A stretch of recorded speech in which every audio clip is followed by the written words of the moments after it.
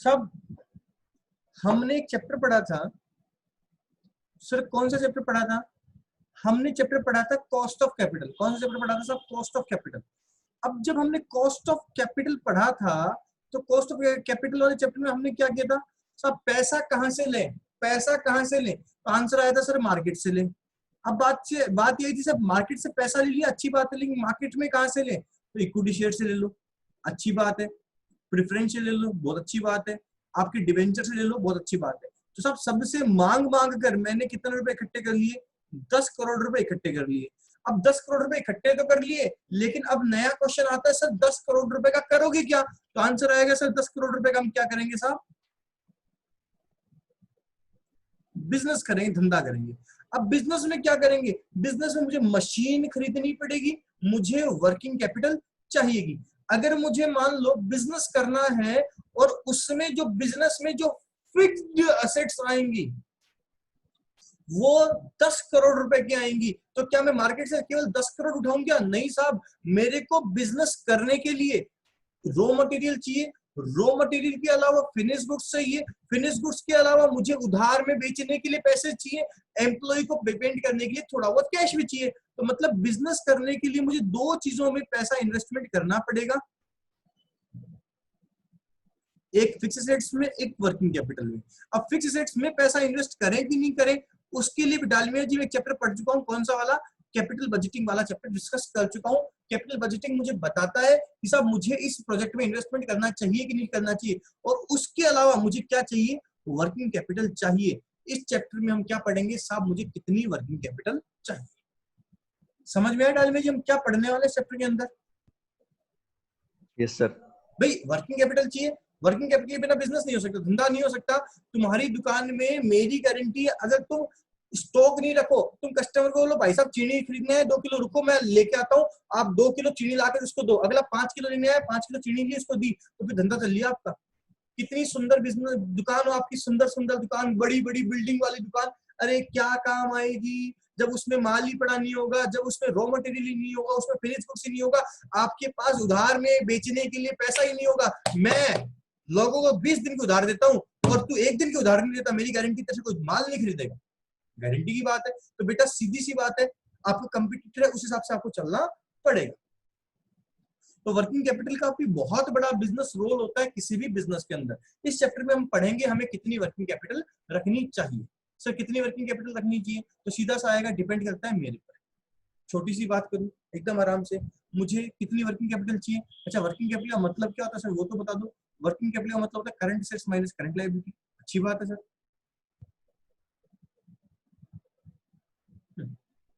चलो जी, working capital का मतलब क्या होता है? Current assets minus current liability होता है, ये तो हमें समझ में आ गया। लेकिन सर अब इसमें देखो मुझे क्या करना है, मुझे स्टॉक कितना चाहिए? मान लो मुझे स्टॉक चाहिए 50,000 का, क्वेश्चन मुझे बोल दिया टेंशन मत लो। मुझे फिनिश गुड्स कितने का चाहिए? मुझे फिनिश गुड्स चाहिए 1 लाख रुपए का पूरे साल में, एक टाइम पे। मैं उधार कितने रखूंगा हर वक्त? मान लो मैं डेटर्स रखूंगा, मुझे डेटर्स के लिए पैसा चाहिएगा, कितना चाहिएगा? मान लो 75,000 का पैसा चाहिएगा। कैश जेब में चाहिए, कितना कैश चाहिए मेरे को? मान लो 25,000 कैश में चाहिए। तो मुझे करंट सेट्स कितनी चाहिए टोटल? मतलब कितना पैसा मुझे करंट सेट्स के लिए चाहिए? तो आंसर आएगा कितना आएगा सर? 1.5 लाख प्लस 1 लाख। कितना पैसा चाहिए मुझे? 2.5 लाख रुपए चाहिए। लेकिन इस 2.5 लाख में से मुझे ना लेस, जो क्रेडिटर है ना, जो क्रेडिटर करंट लायबिलिटी है वो 1 लाख रुपए की मुझे उधार दे देगी। तो मतलब मुझे डालमिया जी कितने रुपए चाहिए? बिजनेस चलाने के लिए वर्किंग कैपिटल कितनी चाहिए? 1,50,000 रुपए की वर्किंग कैपिटल चाहिए। तो इस चैप्टर में हम यही पढ़ेंगे, मुझे कितना पैसा चाहिए बिजनेस चलाने के लिए, ठीक है ना? कितना पैसा चाहिए वर्किंग कैपिटल के अंदर इन्वेस्टमेंट करने के लिए। वर्किंग कैपिटल में भी इन्वेस्टमेंट जरूरी है। अब देखो मजे की बात बताऊं आपको, बेटा आपके यहाँ 2 तरह का इन्वेस्टमेंट होता है। हम हमेशा बजटिंग मशीन बोलते हैं कि मशीन खरीदी, मशीन कितना कमा के देगी। देख बेटा मशीन आपको हेल्पफुल होती है कमाने में, लेकिन बिना वर्किंग कैपिटल के आप कमा नहीं सकते। वर्किंग कैपिटल वो पैसा होता है जो आपका ब्लॉक होता है। वर्किंग कैपिटल पे आपको ब्याज नहीं मिलता। भाई आपकी दुकान में डेटर, आपकी दुकान में स्टॉक पड़ा है, आपकी दुकान में फिनिश गुड्स पड़ा है, आपने किसी को उधार दे रखा है, आपके घर पे कैश पड़ा है। अब ऐसा नहीं है कि अगर वो काम में नहीं आया तो आपको ब्याज मिलेगा, ना बेटा, उसको ब्याज नहीं मिलता, लेकिन उसके बिना अपना धंधा नहीं चल सकता, अपना बिजनेस नहीं चल सकता। इसीलिए मुझे वर्किंग कैपिटल की जरूरत पड़ती है। बिना वर्किंग कैपिटल के मैं अपना बिजनेस कंटिन्यू नहीं कर पाऊंगा, चाहे कुछ भी हो जाए। बात समझ में आई? आई, 1 मिनट में बात कर ले। हेलो, चलो जी, अब मुझे क्या पढ़ना है इस चैप्टर में कि साहब मुझे कितनी वर्किंग कैपिटल की जरूरत पड़ेगी कि जिसके बिना मेरा धंधा नहीं चल सकता। ठीक है, वर्किंग कैपिटल जरूरी होता है, ऑब्वियस जरूरी होता है। हाँ, कमा के नहीं देता, लेकिन कमाने में हेल्पफुल होता है। इसके बिना आप बिजनेस में नहीं सर्वाइव कर सकते। ठीक है जी, ये मेरी बात होगी। अब सर वर्किंग कैपिटल कैलकुलेट कैसे करें? तो सीधी सी बात है, 2 मेथड दे रखे हैं, उस मेथड से हम वर्किंग कैपिटल कैलकुलेट कर लेंगे। लिखो, working capital requirement is calculate, working capital requirement is calculate by following two methods. By following two methods. Working capital requirement is calculated by two methods. First, net current assets method.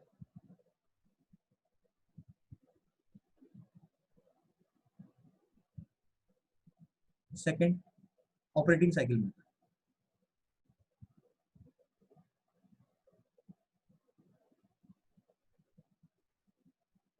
चलो जी, first वापस लिख लो, net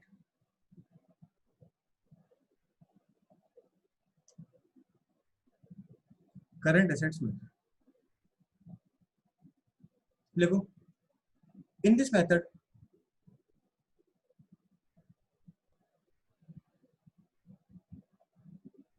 working capital is calculated as under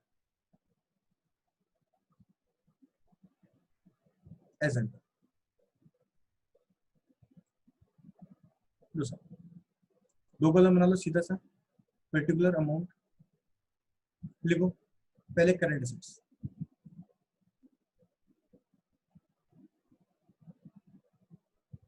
लिखो current assets.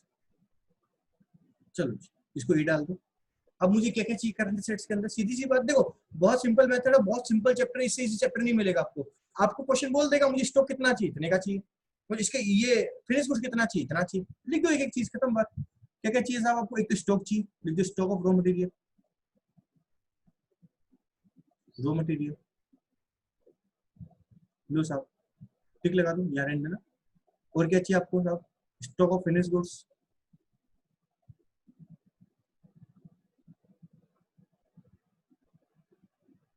लो साहब ये चाहिए, अच्छी बात है। एक आपको क्या चाहिए साहब? कई बार WIP भी रह जाता है, stock of WIP, work in progress चाहिए, अच्छी बात है साहब। और क्या चाहिए आपको? और मुझे डेटर्स चाहिए, और क्या चाहिए साहब आपको? मान लो BR वगैरह है तो BR वगैरह भी चाहिए साहब, ठीक है। और क्या चाहिए साहब आपको? और मान लो आपको मुझे पता है कई जगह मुझे स्टाफ को एडवांस पेमेंट भी करना पड़ सकता है, तो मुझे क्या चाहिए? कोई कंपनी करती हो तो क्या चाहिए? मुझे प्रीपेड एक्सपेंस चाहिए, ठीक है साहब। और मुझे क्या चाहिए साहब? सबसे मेन चीज कैश एंड बैंक में बैलेंस चाहिए, बैलेंस चाहिए, ये सब चीज चाहिए। तो सभी मेरी क्या हो गई? टोटल करंट एसेट्स हो गई, इसको मैंने ई डाल दिया था, ठीक है साहब। अब मुझे क्या चाहिए? अब मुझे चाहिए करंट लायबिलिटीज, लायबिलिटीज चाहिए। करंट लायबिलिटी में क्या क्या चाहिए मुझे? एक तो क्रेडिटर चाहिए, अच्छी बात है साहब। और क्या चाहिए? मान लो मुझे BP चाहिए, मान लो मुझे आउटस्टैंडिंग एक्सपेंस भी चाहिए, मतलब यहाँ से मेरे को पैसा मिल जाएगा, उधार में माल मिल जाएगा, मेरे स्टाफ बहुत अच्छा है, वो 2 महीने से पेमेंट लेता है, आउटस्टैंडिंग एक्सपेंस चाहिए मुझे, ठीक है, वर्किंग कैपिटल के लिए। और क्या चाहिए? मान लो प्रोविजन फॉर टैक्स दे रखा है, तो प्रोविजन फॉर टैक्स चाहिए, लो साहब ये सब चीजें चाहिए। तो मैं इसका टोटल लगा लूंगा तो मेरी क्या आ जाएगी? करंट लायबिलिटी आ जाएगी। इसको मैं क्या दे दूंगा? B नाम दे दूंगा। क्या नाम दे दूंगा साहब? इसको B नाम दे दूंगा, लो साहब। अगर मैं सीधी सी बात करूं, मेरे पास A आ गया, B आ गया, तो मैं वर्किंग कैपिटल निकाल सकता हूं।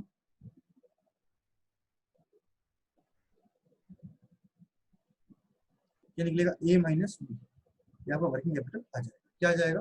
वर्किंग कैपिटल आ जाएगा। आई थिंक यहाँ तक तकलीफ नहीं होनी चाहिए। चलो जी, सिंपल था, हो गया। डालमेज यहाँ तक समझ में आ गया? Yes sir. अब ये बता, requirement of working capital obviously business start होने से पहले निकलती है, ठीक है। तो ये जो मैंने शीट बनाई है, ये मेरे को चाहिए, ये मेरी बुक्स में है नहीं, ये मुझे चाहिए बिजनेस स्टार्ट करने के लिए। समझ गया मेरी बात बेटा? ठीक है। और कल हाँ। तक हम पढ़ रहे थे, there is always a risk, there is a chance of uncertainty, there is always a chance of uncertainty, uncertainty रहती है ना हमेशा, उसके यस सर। लिए ऐड प्रोविजन। तो मान लो वर्किंग कैपिटल होगी provision for contingency and uncertainty and uncertainty, जो आएगा उसे हम क्या बोल देंगे, total working capital required, total working capital required.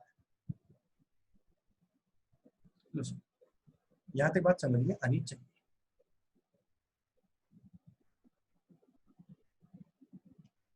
Low sir, I think समझ में आ गया बेटा ये? ठीक है डालबे यस जी। सर। अब खेल चालू होता है बेटा, ये सीट तो आपको बनानी है एग्जाम में। अब इनमें से एक एक डाटा को आपको कैलकुलेट करना पड़ेगा। स्टॉक ऑफ रॉ मटेरियल का मतलब हुआ मुझे कितना स्टॉक रखना है। अब आराम से खेल का मजा शुरू होएगा। स्टॉक ऑफ रॉ मटेरियल मतलब मुझे कितना स्टॉक रखना है, एनी टाइम मेरी दुकान में कितना स्टॉक होना चाहिए। ये बता, डालवे दुकान पे जाता है? अभी तो इतना टाइम नहीं मिलता। अभी नहीं, पहले तो थोड़ा बहुत ज्ञान है दुकान पे, दुकान किस चीज की इसका पता है तेरे को? सर 6 साल तक बैठा हूँ। अच्छा, तब तो ठीक है। तुम्हारी किराने की दुकान है ना बेटा? हाँ। चलो ठीक है। चीनी वीनी बेचते हो कि नहीं बेचते हो? बेचते हैं। लगभग लगभग आइडिया से बता दे, नहीं पता तो तुक्का मार देना, ठीक है। हम्म। पूरे साल में कितनी चीनी बेच लेते हो लगभग तुम? पूरे साल में देखो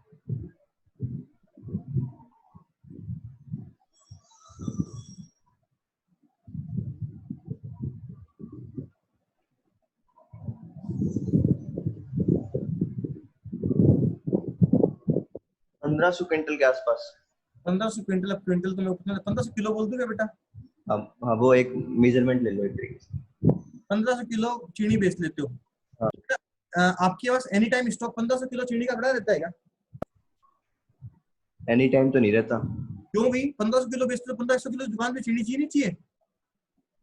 हाँ, वो तो चाहिए, मतलब खत्म मंगवाई, खत्म हुई मंगवाई। खत्म मंगवाई ऐसा होता है ना। मतलब हाँ। आपके स्टॉक उतना कभी नहीं होता जितना आप बेचते हो, हाँ। ठीक है। मैं अगर सिंपल सी बात करूं, अच्छा बताओ तुम एवरेज कितने दिन से चीनी खरीदते हो दुकान में?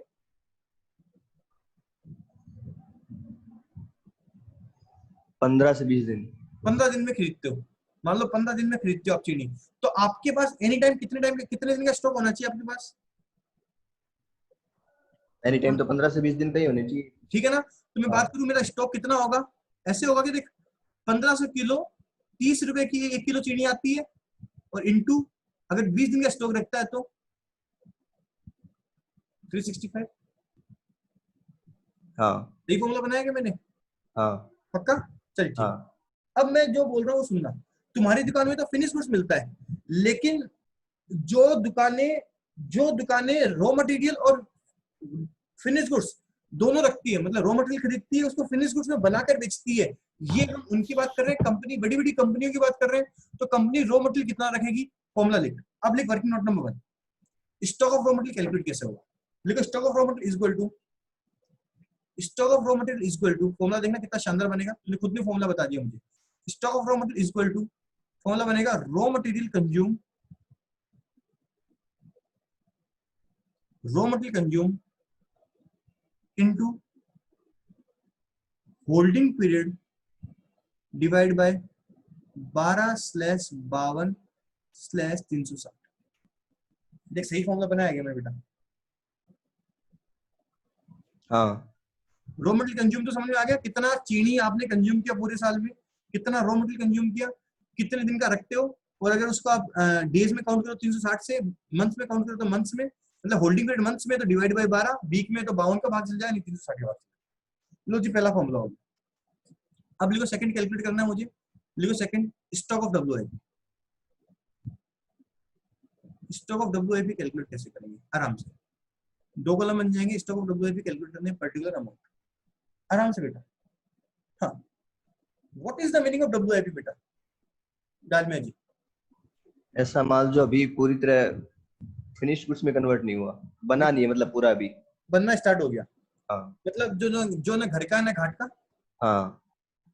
हम्म। अच्छा ये बता, वर्क इन प्रोग्रेस का मतलब ऐसा होता है उसमें रॉ मटेरियल लग गया, लेबर ने भी हाथ आजमा लिए, लेकिन अभी लेबर ने पूरे हाथ नहीं आजमाए। हाँ भाई लेबर ने काम करना स्टार्ट कर दिया, लेकिन अभी लेबर ने पूरा काम नहीं किया, उसे ही तो बोलते हैं बेटा। Yes sir. ठीक है, चलो जी, मतलब मैं जो बोलना चाहता हूँ सुनना समझना एंड सुंदर सा रिप्लाई करना। इसमें 3 चीजें लगती है, अभी लिखना मत अभी। एक तो इसमें लगता है, लिखना मत, रॉ मटेरियल लगता है डब्ल्यूआईपी में, तो एक तो रॉ मटेरियल कंज्यूम हो गया। एक इसमें क्या लगता है, लेबर, डायरेक्ट लेबर बोल दो, पूरा नहीं लगा लेकिन थोड़ा जितना लगा उतना। और तीसरा क्या लगता है बेटा इसके अंदर, ओवरहेड। ये 3 खर्चे लगते हैं बेटा। हाँ ठीक है, आपके यहाँ पर आपके यहाँ पर जो गुड्स बनता है ना, वो बनने में लगते हैं 10 दिन, तो वही इनटू होल्डिंग पीरियड। कोई भी गुड्स को बनने में कितना टाइम लगता है, 10 दिन लगता है, into holding period divide by 12/52/360। लेकिन अभी तक पूरा कंप्लीट नहीं हुआ, मान लो 40% कंप्लीट हुआ, तो इंटू 40% कर देंगे, इसको बोलेंगे इंटू एलओसी। एलओसी मतलब क्या होता है, जितना परसेंट कंप्लीट हो चुका। लेवल ऑफ कंप्लीशन, ये लिखा दूंगा नीचे। ठीक है, लेबर, जितना लेबर आपको पूरे साल में लगा, into holding period divide by 12/52/360 into LOC. Overhead में into holding period divide by 12/52/360 into LOC. इन तीनों के जोड़ को लगा देंगे तो क्या आएगा आपका स्टॉक ऑफ फिनिश गुड्स।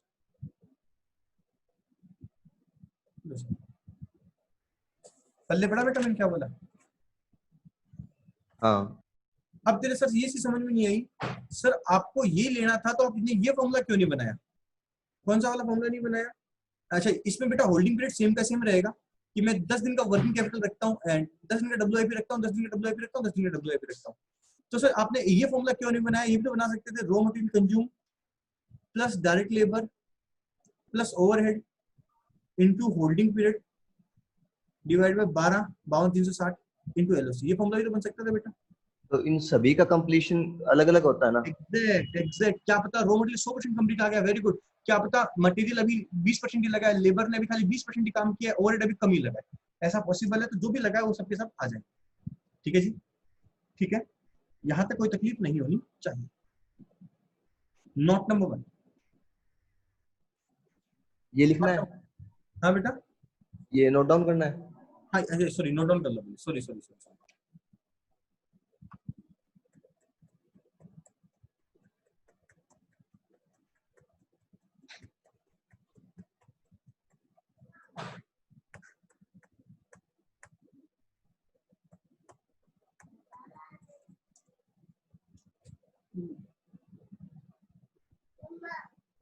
बेटा क्या,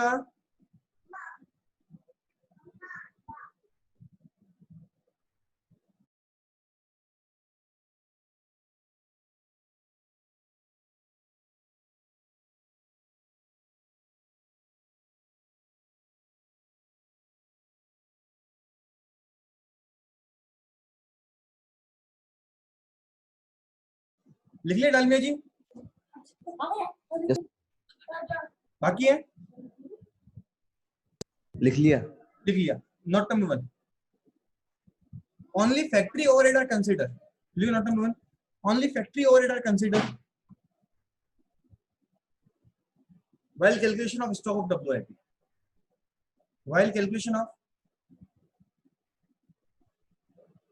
stock of WIP.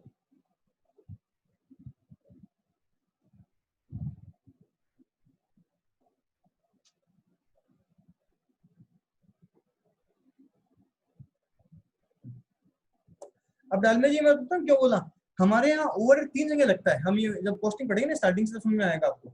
हमारे यहाँ ओवरहेड 3 जगह लगते हैं, एक तो फैक्ट्री में लगते हैं, एक ऑफिस में लगते हैं, एक सेलिंग में लगते हैं। हम तो वो कंसिडर करेंगे जो खाली कहाँ लगेंगे, फैक्ट्री में। ठीक है, note number 2, in absence of information, In absence of information, all expenses are taken, all expenses are considered. In factory,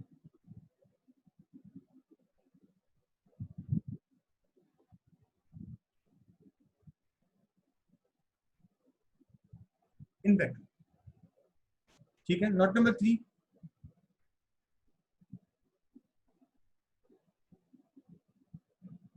Not number 3. If there is no information, if there is no information regarding LOC, मतलब कितना complete हुआ मुझे question नहीं बोलता. Regarding LOC, then we assume material will be incurred. We assume material will be incurred. Material will be incurred 100%.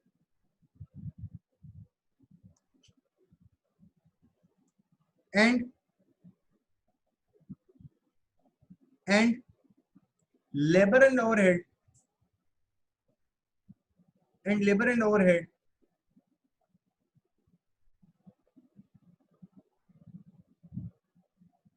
are 50%. कुछ भी नहीं लिख रहा है तो मटेरियल 100 मानेंगे, बाकी 50-50 मानेंगे. ठीक है. Not number next.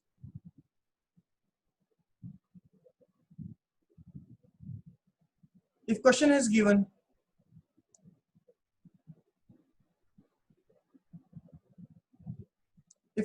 given,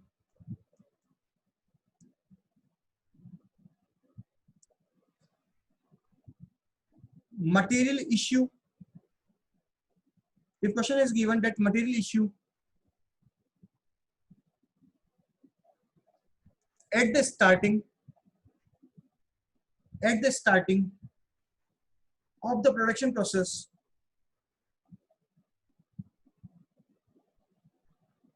then material will be taken.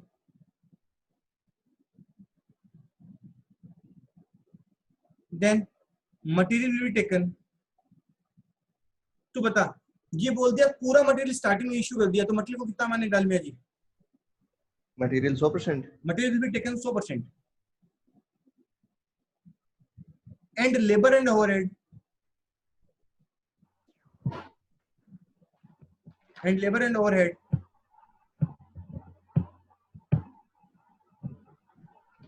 is 50%. Not number next.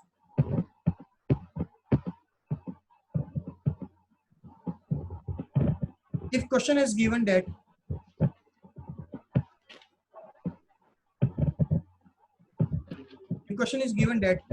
WIP will complete, given that WIP will complete 80%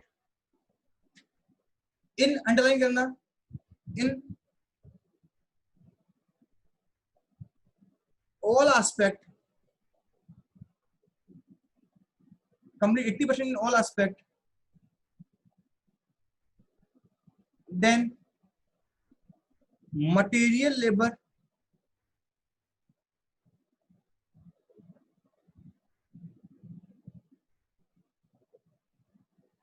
overhead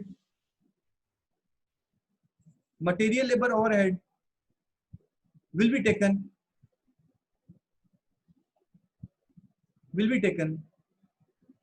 80%. मतलब क्वेश्चन ने बोल दिया सब कुछ 80% कंप्लीट हुआ है, तो हम मानेंगे कि सब मटेरियल, लेबर और तीनों कितने कंप्लीट हुए? 80% ही कंप्लीट हुए. Not number next. If question is given that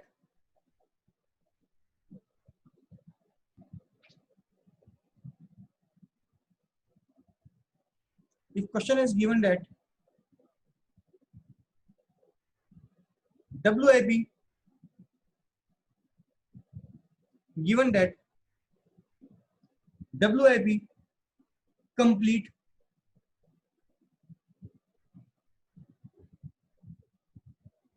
40%, 40%,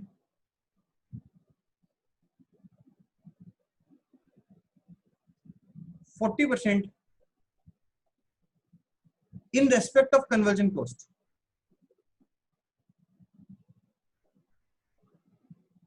In respect of conversion cost. जल्दी से डालमिया जी, what is the meaning of conversion cost? WIP को फिनिश गुड्स में कन्वर्ट करने की cost. Other than raw material बोल दूं? हाँ ठीक है। WIP is complete, 40% in respect of conversion cost. Then, hello, नमस्कार, in respect of conversion cost यहाँ तक लिया Dalmia ji? Yes sir. Then labor and overhead will be taken. Then labor and overhead will be taken 40%, and material will be taken 100%.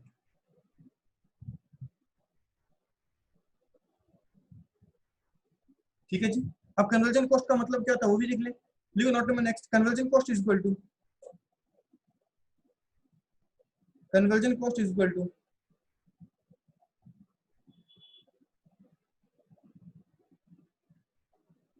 Direct labour plus direct expense plus factory overhead.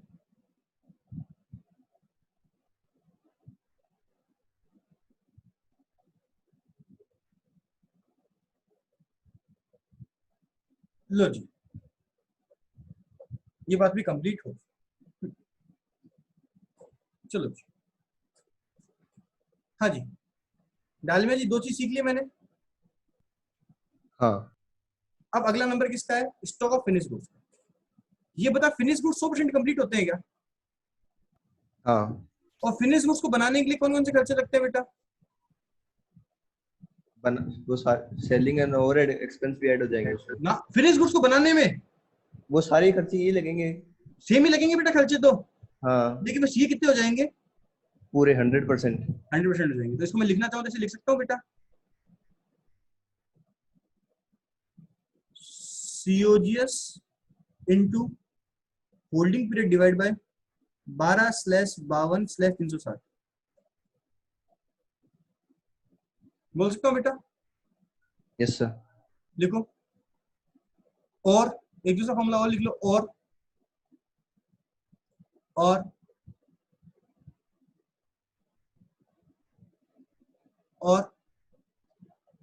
Particular amount की form में करेंगे, और raw material consume into holding period divide by 12/52/360। एक ही बात है बेटा, इसमें कोई फर्क नहीं पड़ेगा। Direct labour into holding period divide by 12/52/360 ठीक लग जाएगा। Add factory overhead into holding period divide by 12/52/360 total लगा दो, ये आ जाएगा स्टॉक ऑफ फिनिश गुड्स। कितने दिन का फिनिश गुड्स रखना है? ठीक है जी, यहां तक लिख लिया। लिखो note number 1, most important note. लिखो, office and admin expenses, office and administration expense, office and administration expense, office and administration expense is underline करना, not a part of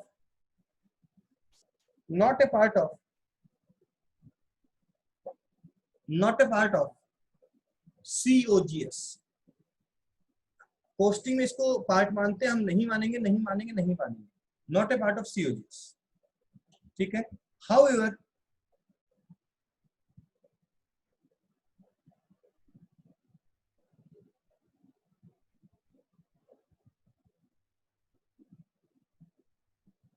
एक क्वेश्चन से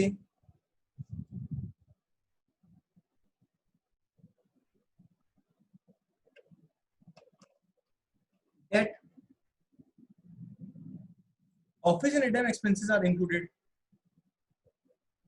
If question say that office and expenses are included, then it is a part of COGS. Then it is a part of COGS. चलो लो साहब, ये भी हो गया। अगला नंबर किसका डाल में जी?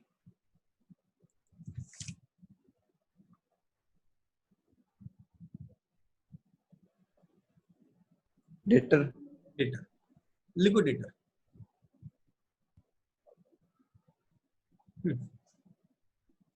आप तो शायद किसी को उधार में माल नहीं बेचते होगे, पूरा काम कैश में होता होगा डालमें जी आपकी दुकान पे तो। हाँ सर, ये तो हो ही नहीं सकता। ऐसे क्या? नहीं तो होलसेल रिटेल की दुकान है तुम्हारी तो लगभग। रिटेल की है, फिर वो उधार के बिना तो चलता नहीं है तो।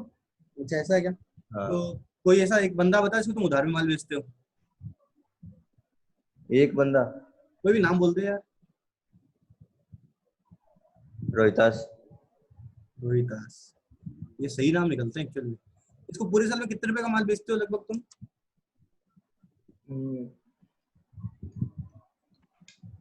36,000। तो मतलब तो इसके एनी टाइम 36,000 रुपए मांगते हो क्या? हाँ, एनी टाइम तो नहीं मांगते, मतलब मंथ वाइज है। मंथ वाइज है ना, मतलब हाँ। मैं सिंपली बोलूं उसके आप कितने रुपए मांगते हो? इतने रुपए मांगते हो क्या? हाँ।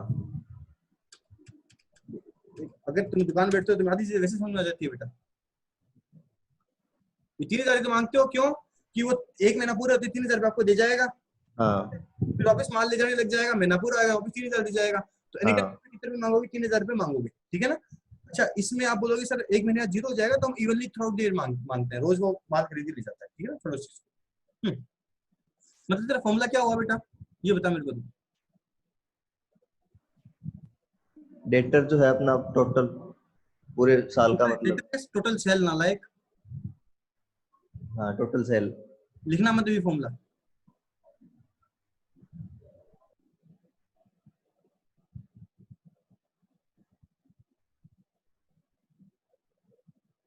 होल्डिंग पीरियड क्रेडिट पीरियड कर दिया, डिवाइडेड 12, 52,360।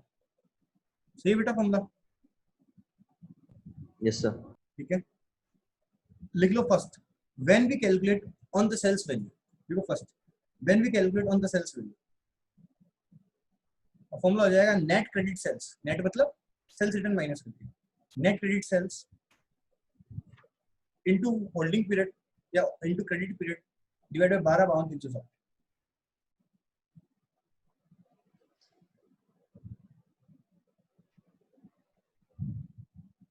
लिखो सेकंड, इसी में डेटर में लिखो second, when we calculate on cost, when we calculate on cost. Exam में यही करना पड़ेगा बेटा, तो इसको हम ढंग से समझेंगे आराम से। डालमिया जी, आप 36,000 का माल खरीदते हो और रोहितास को 36,000 में बेच देते हो ना। क्यों? तो प्रॉफिट है, परसेंटेज भी ऐड करेंगे। ये अच्छी ये बात है। हम ये पढ़ रहे हैं हमारा कितना पैसा वर्किंग कैपिटल में ब्लॉक हो जाएगा, ठीक है? हम ये पढ़ रहे हैं कि हमारा कितना पैसा वर्किंग कैपिटल में ब्लॉक हो जाएगा, ये तो पढ़ रहे हैं कि कितना पैसा चाहिए हमें वर्किंग कैपिटल के लिए, ये पढ़ रहे हैं बेटा। Yes sir. ठीक है, तुम 100 रुपए का सामान खरीदकर रोहितास को 120 का बेचते हो। अगर आप रोहितास को सामान नहीं बेचते तो उस कहीं और कितने इन्वेस्टमेंट कर पाते? 100 या 120? 100। फिर क्वेश्चन समझ, मेरी बात क्या है? तुम्हारा रोहितास को बेचने की वजह से कितना पैसा ब्लॉक हुआ? पैसा तो 100 ब्लॉक हुआ। पैसा एक बार तो 100 ब्लॉक हुआ ना। हाँ, हाँ। 120 मांगते हो, वॉटेवर वो सब चीज सही है, लेकिन अगर आप रोहितास को माल नहीं बेचते तो कहीं और इन्वेस्ट करते, कहीं और इन्वेस्ट 120 कर पाते या 100 कर पाते? 100 ही कर पाता। वे 100 ही कर पाते ना। तो हम पढ़ क्या रहे हैं? हम ये पढ़ रहे हैं साहब कि कितना पैसा मेरा वर्किंग कैपिटल में ब्लॉक होगा, कितना पैसा मेरा वर्किंग कैपिटल में ब्लॉक होगा। तो साहब मेरा पैसा जो वर्किंग कैपिटल में ब्लॉक होगा वो होगा 100 रुपए। 100 का माल खरीद के 120 में बेचते हो तो कितना पैसा ब्लॉक हुआ? 100 रुपए ही ब्लॉक होगा। तो अगर क्वेश्चन मुझे कुछ नहीं बोलता है तो बेटा मैं किस पे निकालूंगा? पहली बात ये नीचे नोट में लिखा दूं, किस पे निकालूंगा बेटा? मैं कॉस्ट पर। कॉस्ट पे निकालूंगा। और फॉर्मूला क्या आएगा? सीधी सी बात, total cost, total cost of credit sales into credit period divide by 12/52/360 लिख लो।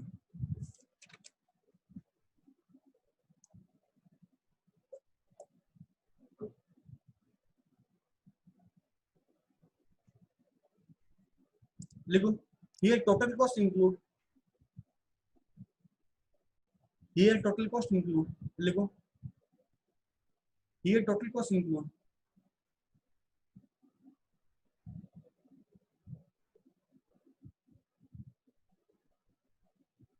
here total cost include, total cost में क्या क्या आएगा, ये total cost include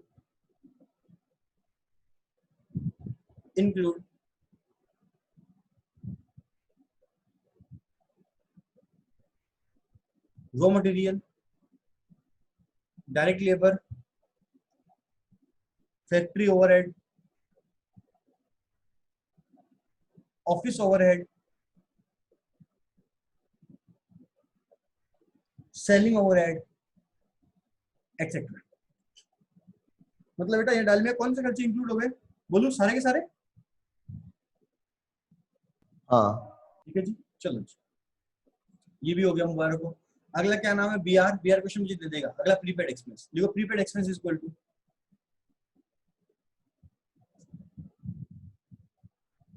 prepaid expense कितना, कैसे निकलेगा, लिखो total cash expense during the year. Formula कैसे बनेगा, total cash expense during the year, total cash expense during the year,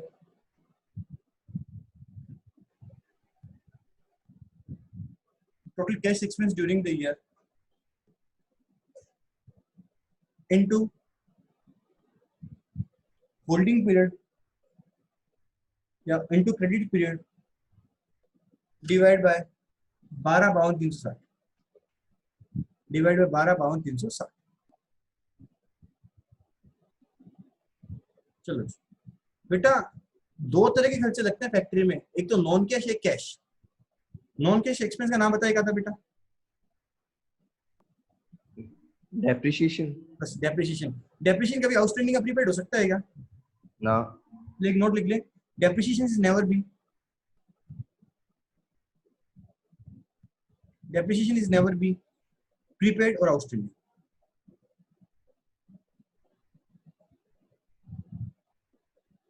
खत्म।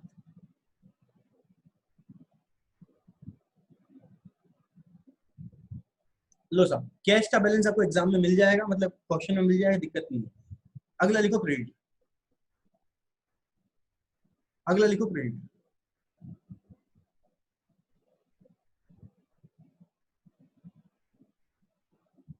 अगला लिखो क्रेडिट। क्रेडिट क्रेडिट डिपेंड करता है हम कितना माल खरीदते हैं अगले से, तो फॉर्मूला बन जाएगा raw material purchase,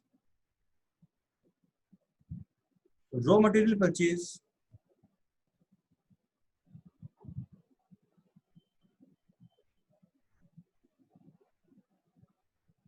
raw material purchase, purchase को अंडरलाइन कर देना, बहुत काम आएगा आगे आगे वाले क्वेश्चंस में। Raw material purchase into credit period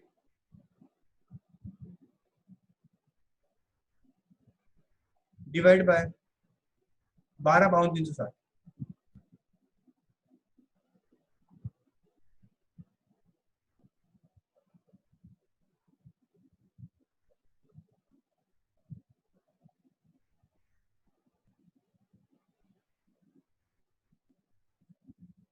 लिखो next outstanding expense,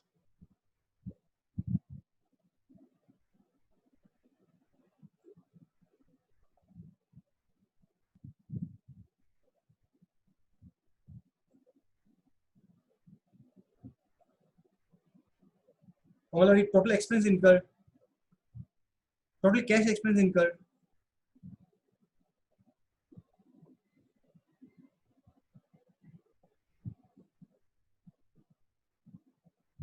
into outstanding period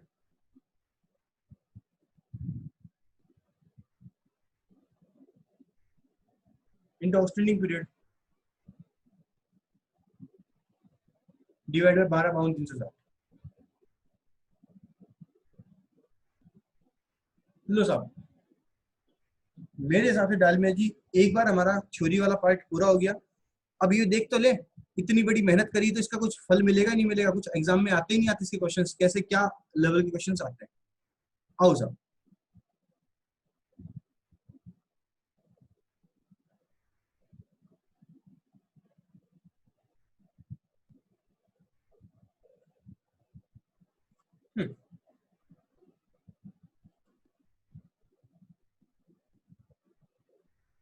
अच्छा सा क्वेश्चन कर ले। क्वेश्चन नंबर 5 में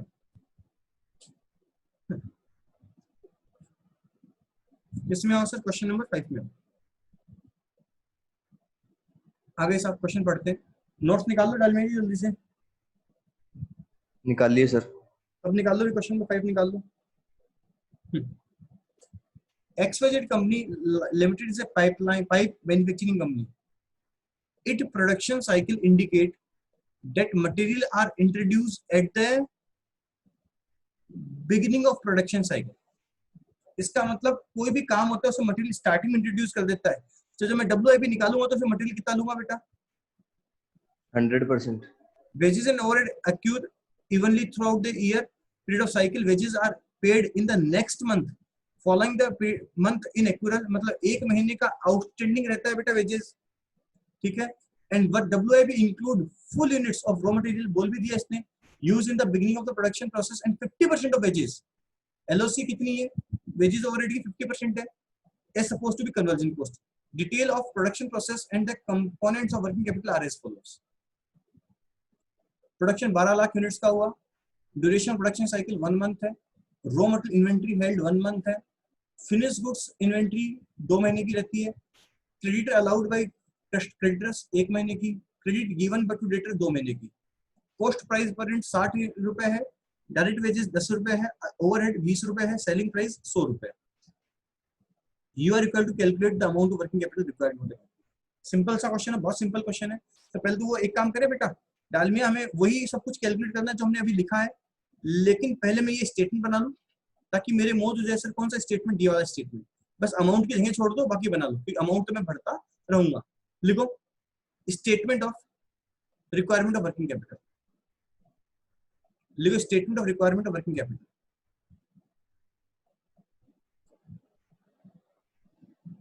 पर्टिकुलर अमाउंट 2 कॉलम बन जाएंगे।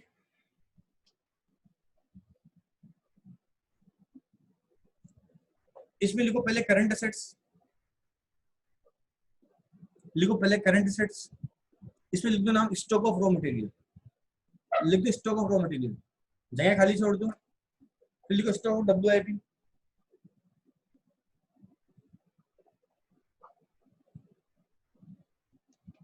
जगह खाली छोड़ दो, stock of finish goods,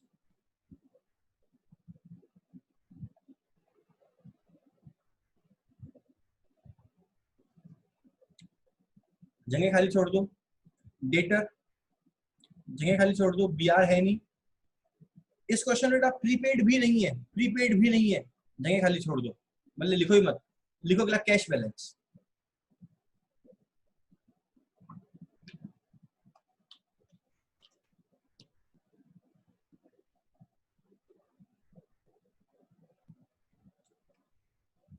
total current assets लिख दो, A लिख दो, फिर लिखो करंट लायबिलिटी, करंट लायबिलिटी में लिखो क्रेडिटर, जगह खाली छोड़ दो, BP है ही नहीं क्वेश्चन में, छोड़ दो, आउटस्टैंडिंग एक्सपेंस लिख दो, जगह खाली छोड़ दो, और प्रोविजन फॉर टैक्स भी नहीं है। अच्छा, आउटस्टैंडिंग एक्सपेंस मत लिखो इसमें, इसमें लिखो बेटा, एक सेकंड बेटा, एक सेकंड लूंगा खाली और आपकी, इसमें लिखो आप आउटस्टैंडिंग क्या है इसके अंदर, आउटस्टैंडिंग वेजेस, हाँ आउटस्टैंडिंग वेजेस लिखो, ओवरहेड के लिए कुछ भी नहीं लिख रखा, आउटस्टैंडिंग वेजेस लिखो, लिख दिया, ठीक है साहब। टोटल करंट लायबिलिटी टोटल भी लगा दो, अमाउंट के लिए जगह छोड़ दो, फिर आ जाएगा वर्किंग कैपिटल A-, प्रोविजन वगैरह कुछ है नहीं क्वेश्चन में, भाई डालमिया जी बना लिया फॉर्मेट पूरा। Yes sir. अब करना क्या है, वही सब कुछ जो हमने किया, फॉर्मूला लिखो, अमाउंट पुटअप करो। बहुत सिंपल है बेटा, बहुत सिंपल है। आओ साहब, एक एक चीज नीचे कैलकुलेट करते जाते हैं। 2 क्वेश्चन में फॉर्मूले साथ में लिखना, बाकी आपकी इच्छा है बाद में, है ना। चलो, हाँ 1 लाख 12 लाख यूनिट्स है ना। लिखो stock of raw material, formula बन जाएगा raw material consume into holding period divide by 12/52/360। ठीक है, तो रॉ मटेरियल कंज्यूम बेटा कितनी यूनिट्स है, 12 लाख यूनिट्स बनाई है। एक यूनिट में कितना कंज्यूम होता है, 60 रुपए का। तो देखो 12 लाख, सॉरी 12 लाख इंटू 60, ये रॉ मटेरियल कंज्यूम हो गया। कितने महीने का रखते हैं स्टॉक रॉ मटेरियल का, 1 इंटू 1/12 कर दो complete. 12 lakh into 60 divide by 12, कितना आ गया, 60 लाख रुपए का। अब लिखो stock of WIP, particular amount. अब इसमें तो तकलीफ है, मेरे को फॉर्मूला भी लिखना पड़ेगा, अमाउंट भी लिखनी पड़ेगी, लिखेंगे साहब।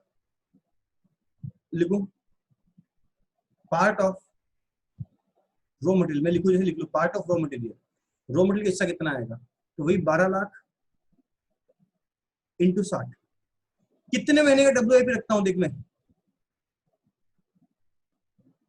डाल में, देख मैं ब्रैकेट में लिखा है, ये काम आएगा बेटा। क्या लिखा है, रीडिंग करना है इसको।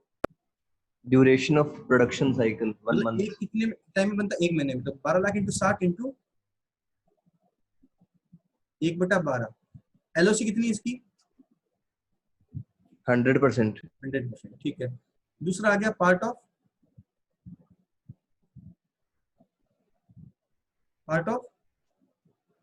Direct labour. डायरेक्ट लेबर, वही 12 लाख मल्टीप्लाई एक की कितनी की, मतलब मान रखिए इसने डायरेक्ट वेजेस की 12 लाख इंटू 10 इंटू 1/12 इंटू 50%। ठीक है, और part of overhead 12 lakh into 20 into 1/12 into 50%। कितना आंसर आया देखिए, पहले का तो 60 लाख का 60 लाख आ जाएगा शायद, दूसरे का 12 लाख इंटू 10/12 इंटू 50%, 5 लाख दिया जाएगा और 10 लाख दिया जाएगा। 75 लाख आएगा बेटा डालमिया जी।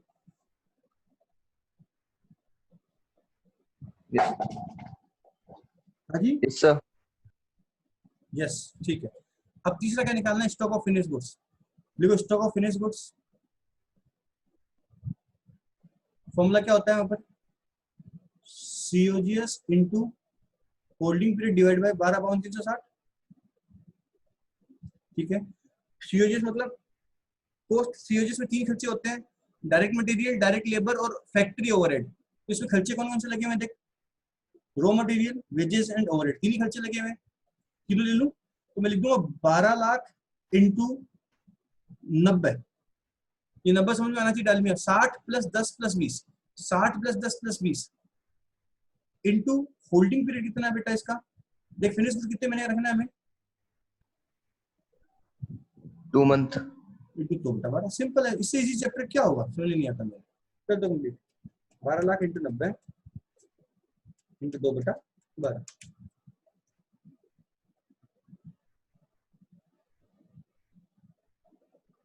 एक करोड़ 80 लाख हो गया शायद, है ना। हाँ। चलो ये भी हो गया। अगला और क्या निकालना है मेरे को, डेटर। डेटा, डेटा का फॉर्मूला क्या है,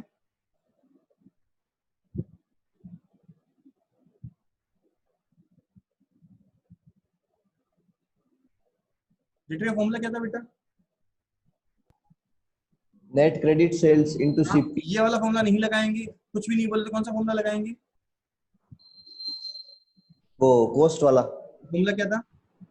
total cost of credit sales of credit sales into credit CP. Period divide by 12, 52, 360, ये फॉर्मूला होगा। चलो जी, अब वापस वही लफड़ा हो गया कि इस क्वेश्चन में क्रेडिट सेल्स दे रखी है कुछ या फिर कैश सेल कुछ दे रखी है अलग से।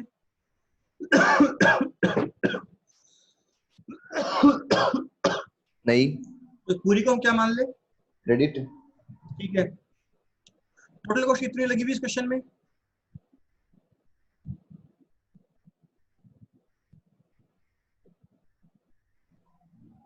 12 लाख इंटू 90। इंटू 90, तो वेरी गुड, 12 लाख इंटू 90। तो कितने महीने का उधार देते हैं हम लोगों को? 2 मंथ। तो कितना आ जाएगा इसका आंसर भी?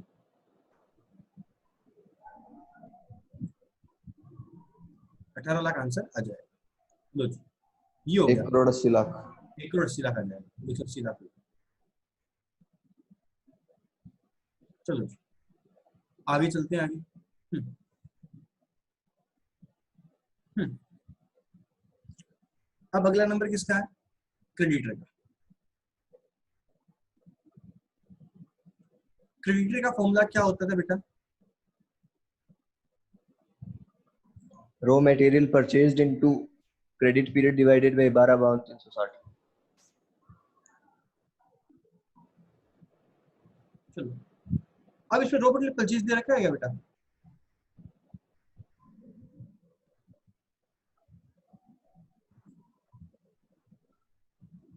नहीं, नहीं दे रखा। तो मैं कुछ समझाना चाहता हूँ, वो समझने की कोशिश करना। मैं ऐसा कैसा भी करा सकता हूँ, लेकिन तुम समझदार हो गए हो तो अब इतना दिमाग अभी लगा सकते हैं, हम बाद में लगाने की जरूरत नहीं है।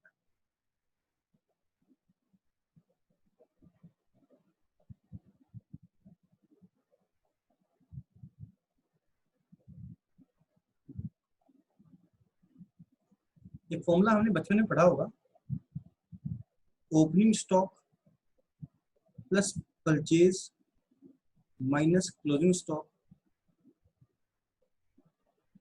पढ़ा है? Yes sir. अगर ये रॉ मटेरियल से रिलेटेड अगर बात करूं तो इसको तो मैं ऐसे लिख सकता हूँ, रॉ कंज्यूम। मटेरियल कंज्यूम, ठीक है। और ये opening stock of raw material आ जाएगा, परचेज ऑफ रॉ मटेरियल आ जाएगा, और closing stock of raw material आ जाएगा। ओपनिंग स्टॉक रॉ मटेरियल इतना बड़ा था, इतना और खरीद लिया, इतना बच गया तो इतना कंज्यूम हो गया। बोल सकता हूँ बेटा? Yes sir. है ना, बोल सकता हूँ।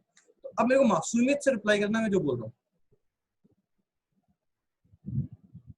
मेरे को इस क्वेश्चन में रॉ मटेरियल कंज्यूम दे रखा है,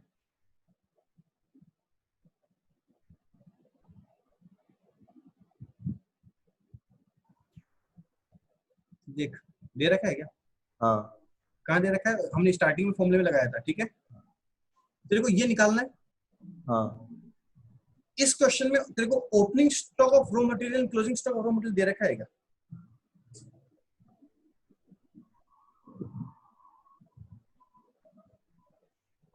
नहीं। नहीं दे रखा ना।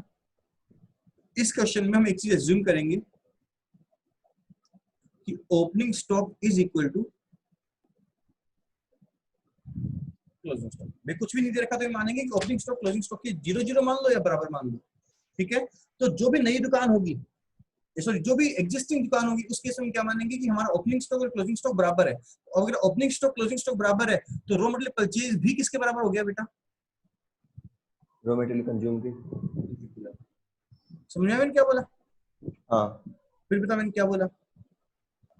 जब एग्जिस्टिंग कोई बिजनेस होता है तो उसमें ओपनिंग स्टॉक और क्लोजिंग स्टॉक अपन इक्वल डालते हैं, अगर दे नहीं रखा हो तो। नहीं दे रखा हो तो एक ही मानेंगे, एक ही मानेंगे हाँ, तो हमारा रॉ मटेरियल कंज्यूम किसके बराबर हो जाएगा?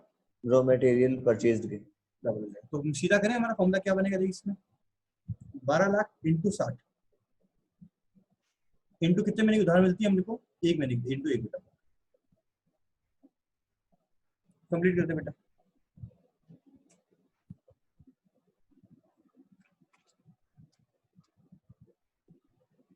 60 लाख। 8 लाख, ठीक है। अब अगला नंबर किसका आएगा? आउटस्टैंडिंग वेजेस का। लिखो outstanding wages is equal to कितने रुपए का लेबर पे करता हूँ पूरे साल में। पूरे साल में लेबर पे करता हूँ मैं, कितने रुपए पे करता हूँ मैं? 12 लाख इंटू 10। 12 लाख इंटू 10 का। हाँ, इसका कितने महीने का रखना है हमने को?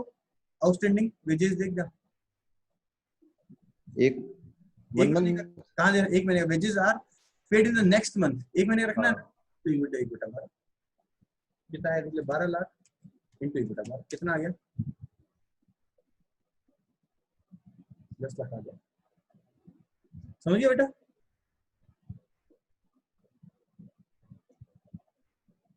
है डाली जी, समझ गए क्या? Yes sir. किसी को कुछ पूछना हो तो पूछो, जो भी मैंने कंप्लीट कराया। लो साहब कंप्लीट हो गया, मजाक मजाक में।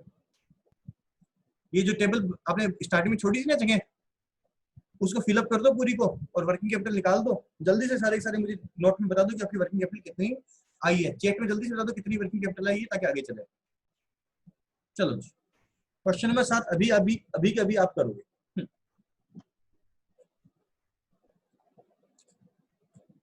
The performer cost sheet of the company provide the following particulars. Raw material cost लग रही है 100 रुपए की, डायरेक्ट लेबर लग रहा है 37.5 का, ओवरहेड कॉस्ट लग रही है 75 की, टोटल कॉस्ट 212 हो गई। इन तीनों को जोड़ोगे तो 212 ही आएगा। ठीक है जी, प्रॉफिट हो गया, कोई काम का नहीं है, सेलिंग प्राइस इतनी होगी। Company keep raw material in stock an average 1 month. Stock of raw material रहता है 1 महीने का। Work in progress on an average 1 week. ओहो, और डब्ल्यूआईपी कितने वीक का रहता है? 1 वीक का रहता है, अच्छी बात। And the finish goods in stock an average 4 week. लो सर, फिनिश गुड्स कितने वीक का रहता है? 2 वीक का रहता है। The credit allowed by supplier in 3 week. The credit allowed by supplier मतलब उधार में कितने महीने कितने वीक की मिलती है डालमिया जी? 3। और कंपनी अलाउड 4 वीक क्रेडिट, और मैं 4 महीने सप्ताह उधार देता हूँ। The lag in payment of wages in is 1 week and lag in payment of overhead is 2 week. इसका मतलब क्या हुआ बेटा? होल्डिंग पीरियड हो गया वेजेस का और इसका ओवरहेड का। आउटस्टैंडिंग 1 वीक का रहता है वेजेस तो, और ओवरहेड कितने महीने का दिन का आउटस्टैंडिंग रहता है? 2 वीक्स। 2 वीक का। समझ गया मेरी बात? Company sell 1/5 of the output against sale. ये मस्त शानदार चीज है। टोटल कॉस्ट में से मैं बात करूं, जैसे मेरी कॉस्ट आएगी 1,30,000 इंटू 212.5। इसका क्या बोलेगा? 1/5 of output is sold in cash. तो यहाँ कितना आएगा? खाली इंटू 4/5 इंटू होल्डिंग पीरियड जो भी होगा वो देख लेंगे। And maintain cash in hand bank could take 37,500 का रुपए का रखता है। Require prepare statement showing estimating working capital need to finance an activity level of 1,30,000 unit of production, assuming that production of carried out evenly throughout the year and wages and were really similarly. WIP is a complete 80% in all aspects. Dalmia जी कर लो question इस same का same. हाँ, चलो अभी चालू हो जाओ, जल्दी से करो, जल्दी से करो, देखते हैं। लिखो next concept, cash cost of working capital. लिखो cash cost of working capital, CASH, cash cost of working capital. बेटा डाल में थोड़ी सी हेल्प चाहिए मेरी आपको। हम जो हमने मेथड पढ़ा उसमें हम सब खर्चे लेते हैं, सब चीजें लेते हैं, ठीक है। डेप्रिसिएशन भी हमारा खर्चा होता है, तो अगर क्वेश्चन में WIP दे रखा है, WIP में अगर डेप्रिसिएशन लगा है तो वो भी कंसीडर करेंगे। कैश कॉस्ट बोलता है कि साहब वर्किंग कैपिटल वैसे ही निकालो जैसे आपने अभी निकाली है। कैश कॉस्ट मेथड क्या बोलता है? वर्किंग कैपिटल वैसे ही निकालो जैसे आपने अभी निकाली है, उसको चेंज नहीं करने का। जैसे आपने वर्किंग कैपिटल अभी निकाली है वैसे ही वर्किंग कैपिटल निकालो, उसको चेंज मत करो, उसके तरीके को चेंज मत करो, उसके तरीके को चेंज मत करो। जैसे वर्किंग कैपिटल आपने अभी निकाली है वैसे ही वर्किंग कैपिटल निकालो। बस जो नॉन कैश ट्रांजेक्शन है ना उनको इग्नोर कर दो, ठीक है। नॉन कैश ट्रांजेक्शन इग्नोर कर दो। पहला नाम स्टॉक ऑफ रॉ मटेरियल में कोई नॉन कैश आइटम नहीं होता, बात करता हूं। WIP में एक नॉन कैश आइटम हो सकता है, नाम है डेप्रिसिएशन, इग्नोर कर देंगे। फिक्स्ड ओवरहेड में भी एक नाम नॉन कैश हो सकता है, इसको इग्नोर कर देंगे। और आपके डेटर में भी एक नाम नॉन कैश हो सकता है, कौन सा? डेप्रिसिएशन, उसे इग्नोर कर देंगे। उसके साथ सेम वही होगा जो हमने अभी तक डिस्कस किया है। लिखो नॉर्मली, नॉट लिखी, अच्छा cash cost of working capital लिखी है, लिखो इसमें लिखो सीधा ही, normally overhead is an expense, is an expense, so it is a part of total cost,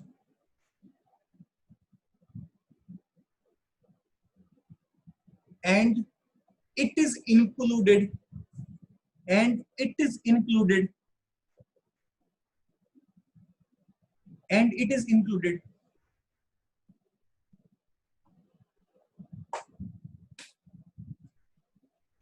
and it is included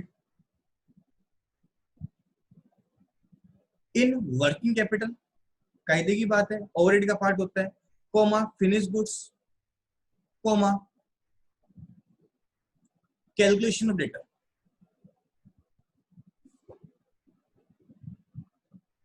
लिखो नेक्स्ट लाइन में, but in cash cost method, but in cash cost method, but in cash cost method,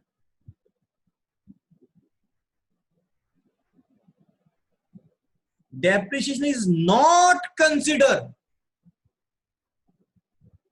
depreciation is not considered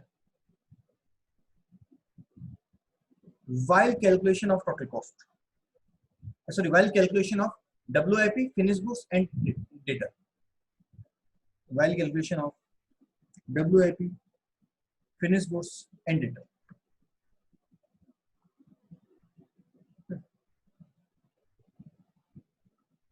चलो जी, मैं सीधी सी बात करूं, debtor को ignore करना है, बाकी सारी प्रोसेस वैसी की वैसी जैसे हमने अभी तक डिस्कस करी है। लिखो नेक्स्ट लाइन में, all remaining process is same to same, all remaining process is same.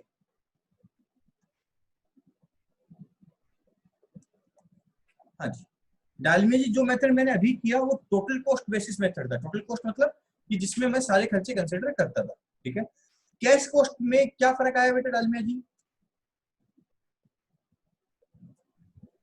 जो ओवरहेड एक्सपेंस होता है वो WIP, FG और फिक्स गुड्स और डेटर में कंसीडर नहीं करेंगे, नॉन कैश का, मतलब हाँ नॉन कैश का कंसीडर नहीं करेंगे। डेटर डेप्रिसिएशन अभी तक कंसीडर करते, अगर होता तो, गलती से नहीं था, अगर होता तो कंसीडर करते। अब ये तीन चीज निकालते वक्त हम इसको कंसीडर नहीं करें, ठीक है। अच्छा आप एग्जाम में घर पे कंफ्यूज मत होना बेटा, अगर आपको ये होमवर्क दूंगा नहीं आया तो मुझे फोन करके पूछना, लेकिन कंप्लीट करना।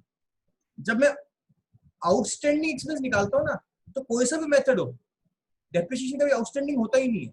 अगर मैं आउटस्टैंडिंग एक्सपेंस निकालता हूँ या प्रीपेड एक्सपेंस निकालता हूँ, तो उस केस में डेप्रिसिएशन को कंसीडर करेंगे नहीं, चाहे कोई सा भी मेथड हो, क्योंकि वो कभी आउटस्टैंडिंग नहीं हो सकता। चलो चीज आओ क्वेश्चन नंबर 6 में हम कर पाएंगे क्या। सेल्स दे रखी है 90 लाख की एट 3 मंथ क्रेडिट, कितने महीने पर? 3 महीने की उधार। मटेरियल कंज्यूम दे रखा है 22,50,000 का। सप्लायर एक्सटेंड 1.5 मंथ क्रेडिट, 1.5 महीने की उधार मिल देता है। वेजेस पेड 18 लाख रुपए है, 1 मंथ इन एरियर, और वेजेस कितने महीने की एरियर में रहती है आउटस्टैंडिंग? 1 महीने की रहती है। मैन्युफैक्चरिंग एक्सपेंस आउटस्टैंडिंग 2 लाख, बेटा ये बहुत प्यारी बात लिख रखी है, cash expense are paid in 1 month in arrear. इस ये 2 लाख क्या चीज है बेटा डालिया?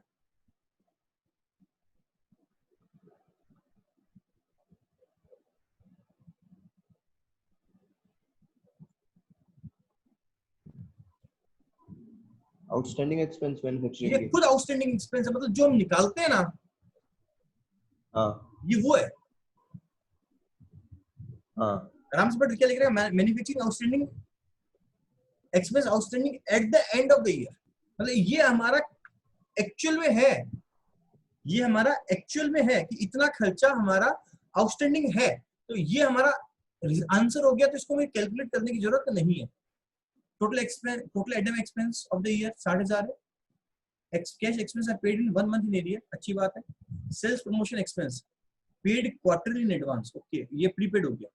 The company sell its product at a gross margin profit of 25% assuming depreciation is a part of cost of production.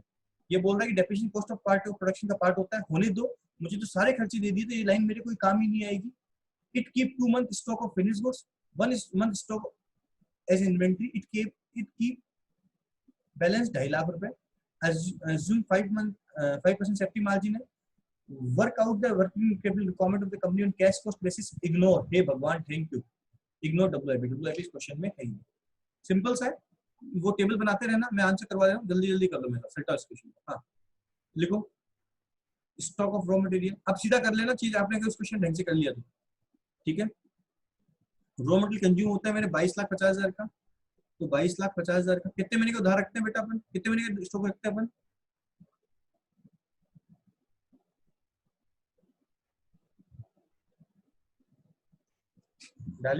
One month. हाँ बस ठीक है, 1 month का कितना आ जाएगा 187,500। स्टॉक ऑफ डब्ल्यूआईपी डैश कर देंगे, नहीं है भगवान की दया से। स्टॉक ऑफ फिनिश गुड्स ये टिपिकल है बेटा, फॉर्मूला हो जाएगा COGS into holding period divide by 12 52 360। डाल दिया, आराम से करेंगे बेटा, टिपिकल है ना। 2 लाइन छोड़ देना, कैलकुलेशन ऑफ COGS बेटा आराम से। इस क्वेश्चन में COGS कितना आएगा, मतलब डाल दिया COGS का मतलब कैश COGS, अच्छी बात है। इसमें एक मटेरियल आ जाएगा, एक वेजेज जोड़ देंगे, एक मैन्युफैक्चरिंग एक्सपेंस जोड़ देंगे, ये 3 खर्चे आएंगे बेटा।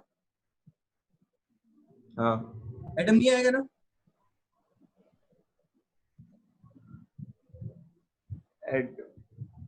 एडमिनिस्ट्रेशन अपन नहीं करते कंसीडर, नहीं कंसीडर करते, सेल्स प्रमोशन खर्चे भी नहीं आएंगे, ठीक है। तो मैं जो बोल रहा हूँ वो सही बोल रहा हूँ, देखना टोटल COGS आएगी 22,50,000 प्लस 18 लाख और प्लस 2 लाख। सही बोला क्या बेटा मैंने, वापिस बोलूं?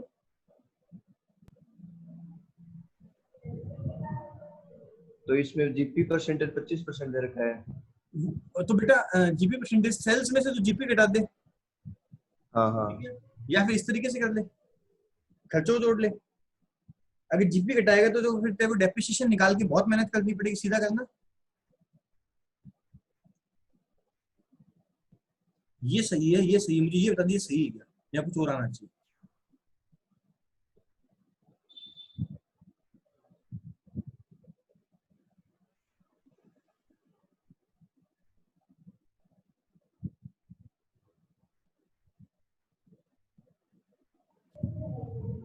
कैश एक्सपेंस नहीं देंगे।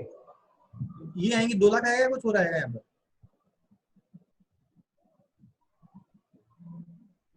कुछ और, कुछ और, कुछ और आएगा, क्या आएगा?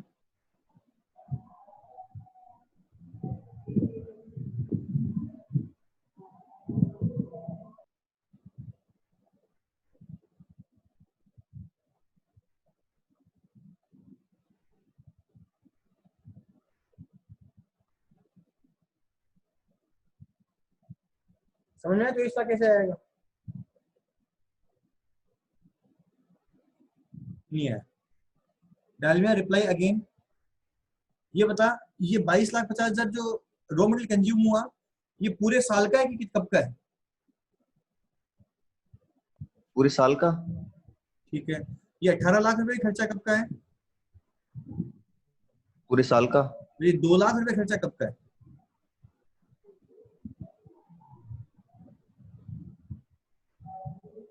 ये तो 1 महीने के बराबर ही तो है बेटा, तो इसको कन्वर्ट करना पड़ेगा इसको इस पूरे साल में।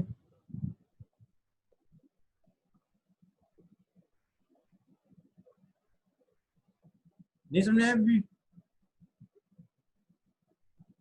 तो ये manufacturing expense outstanding at the end of the year. हाँ मतलब एंड ऑफ द, मतलब 1 महीने का आउटस्टैंडिंग हुआ ना, देखिए इसमें लिख रखा है 1 month इज इन एरियर, तो 1 महीने का आउटस्टैंडिंग हुआ, खाली मार्च का आउटस्टैंडिंग हुआ। हाँ ठीक है, फिर 12 मंथ में कन्वर्ट करना पड़ेगा। करना पड़ेगा ना बेटा। अरे सबको समझ में आया मैंने क्या किया बेटा? लक्की बाबू, अंकिता बाबू, अंकिता मैम, दिव्या सोनी,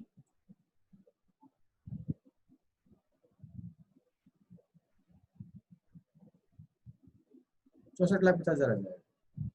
आ गया? ये आ जाएगा 64,50,000 इंटू कितने महीने रखना है स्टॉक फिनिश गुड्स का?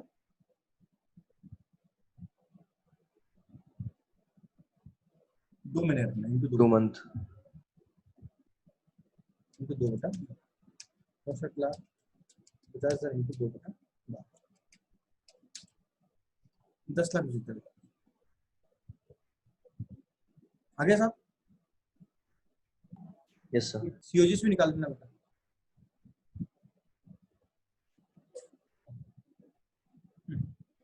अब डेटा निकालना पड़ेगा।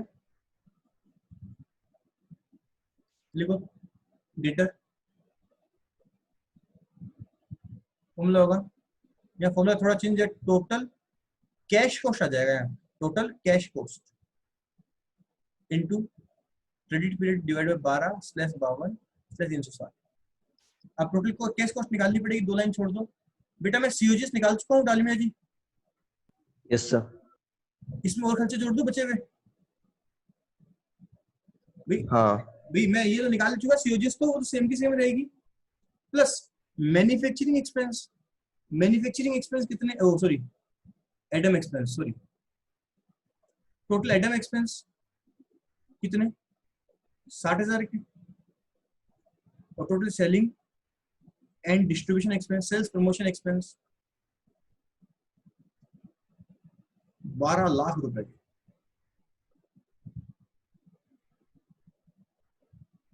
कितना आ गया देखो, 64,50,000 प्लस 12 लाख प्लस 8,000,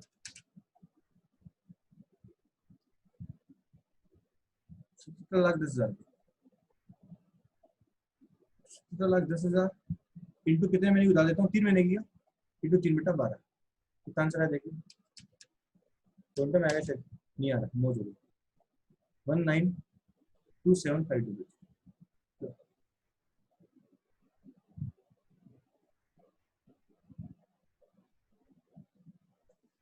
ये भी समझ में आ गया होगा बेटा। Yes sir. अब एक प्रीपेड एक्सपेंस इस क्वेश्चन में, सेल्स प्रमोशन। देखो next sales promotion expense, prepaid sales promotion expense, जो prepaid prepaid sales promotion expense कितने आएंगे? एक महीने का एरिया क्वार्टरली का एडवांस है ना, तो 12 lakh paid quarterly in advance, paid quarterly in advance into 3 बेटा 12। ये सही लिखा है क्या 3 बेटा 12? हाँ। चलो जी मौज हो गई। अब क्रेडिटर बचा, क्रेडिटर सेम पे निकलेगा, तो क्रेडिटर आपका कितना हो जाएगा, 22,50,000 इंटू एक, कितने महीने की उधार मिलती है मेरे को, 1.5 महीने की, तो 1.5 डिवाइड बाय 12, 22,50,000। अरे किसी को नहीं समझ तो बोल देना, और धीरे करा दूंगा। मेरे को लगता है आप समझ में आ रहा है आपको, ये मैं करा चुका हूँ क्वेश्चन आपको। 281,250। उसके अलावा आउटस्टैंडिंग वेजेस तो आपका 2 लाख रुपए दे ही रखा है आपको, और आउटस्टैंडिंग एडम एक्सपेंस कितना आएगा, आउटस्टैंडिंग एडम एक्सपेंस लेना है मेरे को कितने महीने का, 1 महीने का, तो 60,000 इंटू 1/12 कितना आ जाएगा। लो सर क्वेश्चन कंप्लीट हो गया। लास्ट में वर्किंग कैपिटल आए तो उसमें 5% जोड़ देना अलग से, सेफ्टी मार्जिन प्रोविजन बनाया था हमने, ठीक है जी। वो सीट आप बनाई लोगे, उसमें कोई तकलीफ नहीं होनी चाहिए। लकी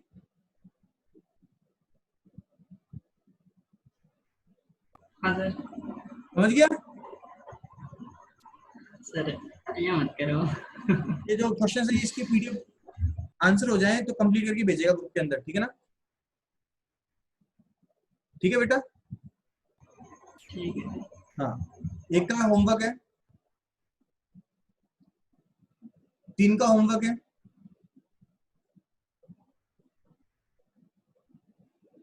नहीं तेरे आंखों में तेरे पास नोट्स तो है ना? नहीं है नोट्स? ढूंढना पड़सी। ढूंढना पड़ती, अगर नहीं ढूंढ पाए तो मुझे बताना, मैं किसी और को बोलूंगा फिर, है ना? 3 का हो गया, 4 5 का मैंने करा दिया, 6 का हो ही गया, ये 5 का नहीं कराया मैंने, हाँ 5 का करा दिया, 6 का हो ही गया, 7 का हो ही गया, एक 8 का होमवर्क है, 8 का होमवर्क है, लिख लो 8 का होमवर्क है।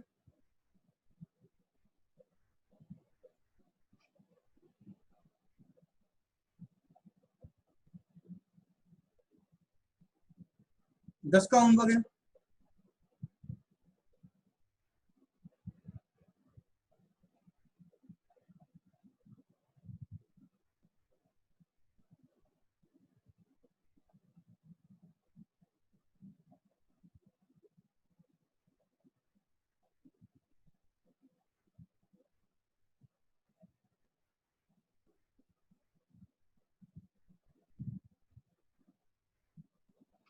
सोलह का होमवर्क है, भी प्लीज करना इन क्वेश्चंस को, बाकी आपकी इच्छा है।